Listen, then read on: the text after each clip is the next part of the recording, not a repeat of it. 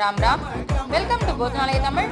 இன்னைக்கு நம்ம போஜனாலயால பார்க்க போற ரெசிபி கர்நாடகா ஸ்பெஷல் அக்கி ரொட்டி.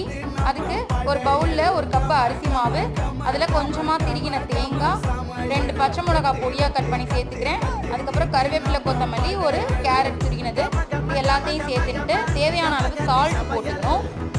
இது கூட வாசனைக்கு தேவையான அளவு பெருங்காயம் சேர்த்து நல்லா ஒரு சப்பாத்தி மாவை விட கொஞ்சம் தளரவே பிசைஞ்சு எடுத்துக்கலாம். பிசைஞ்சின்ற இந்த மாவில் கொஞ்சமாக எண்ணெய் தடவி கொஞ்சம் நேரம் ஊற வச்சிடணும். அதுக்கப்புறம் ஒரு வாழை இலையில் கொஞ்சமாக எண்ணெய் தடவி இந்த மாதிரி அழகாக தட்டிட்டு நடுவுலையும் ஒரு ஓட்டை போட்டுக்கணும். அப்போ தான் நல்லா வேகும்.